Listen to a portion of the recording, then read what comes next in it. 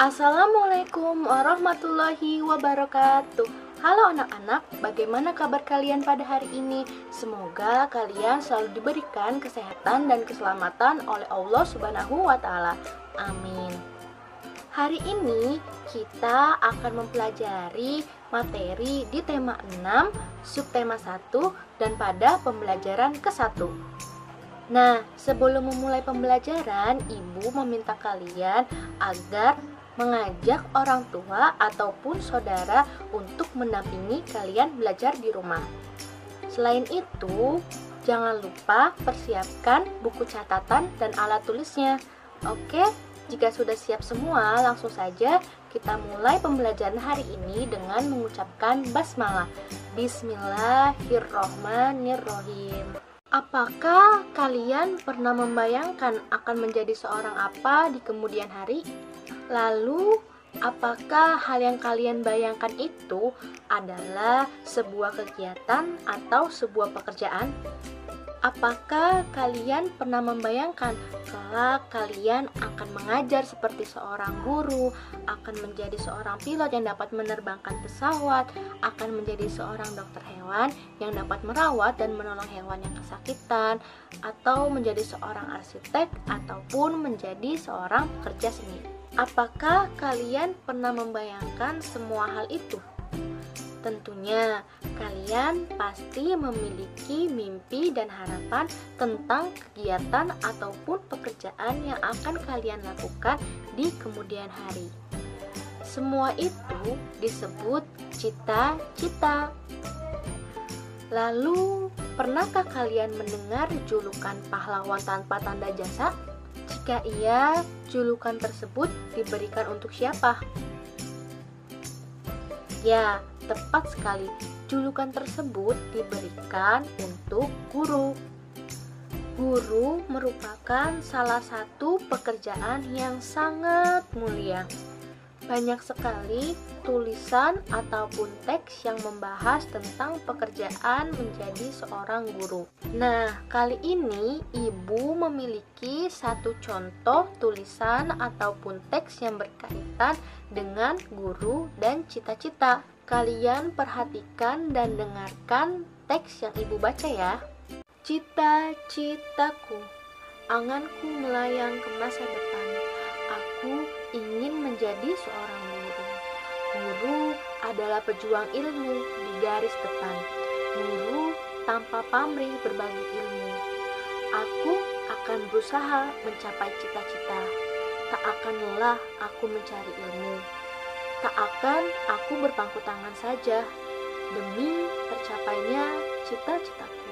Itu tadi contoh teks mengenai cita-cita menjadi seorang guru yang telah Ibu bacakan.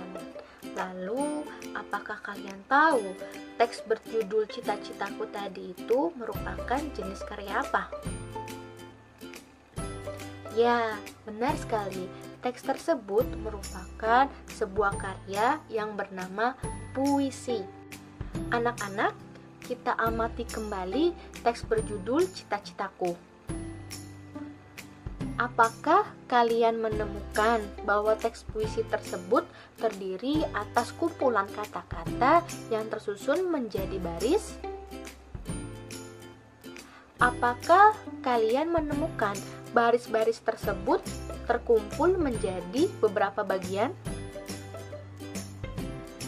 Nah, sebuah karya puisi disusun atas bagian-bagian yang merupakan kumpulan kata-kata yang disebut baris puisi. Lalu, baris-baris puisi tersebut terkumpul menjadi sebuah bagian yang disebut bait puisi. Selanjutnya, Ibu akan menampilkan sebuah percakapan antara Udin dan Lani yang membahas tentang puisi. Bagaimana ceritanya? Mari kita saksikan bersama-sama. Apakah aku bisa mengubah susunan baris dalam puisi itu? Bagaimana menurutmu, Udin? Menurutku, seharusnya bisa Lani, asalkan maknanya kurang lebih sama. Kenapa Lani?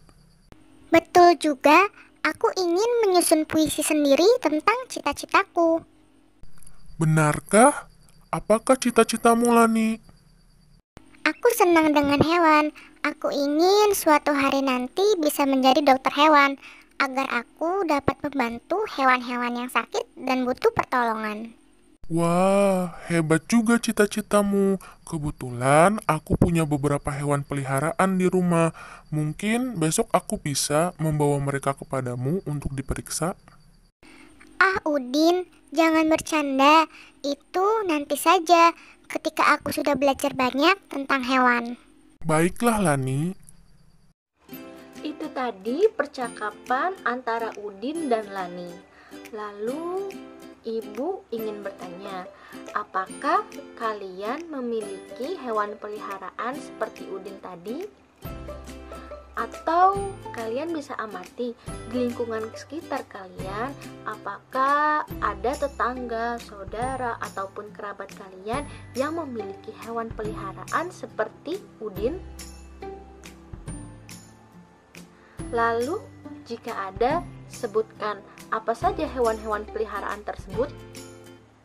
Ada kucing, ada ayam, ada burung, ada bebek, ada hamster, dan hewan-hewan peliharaan lainnya. Setiap hewan pasti memiliki masa ataupun tahapan pertumbuhan dan perkembangan. Contoh tahapan pertumbuhan dan perkembangan hewan yang ada di sekitar kita yaitu terjadi pada hewan peliharaan ayam. Nah, ayam tidak langsung menjadi besar, pasti ada tahapannya. Pertama, dimulai dari telur, lalu menetas menjadi seekor itik, dan kemudian ia tumbuh dan berkembang menjadi ayam dewasa.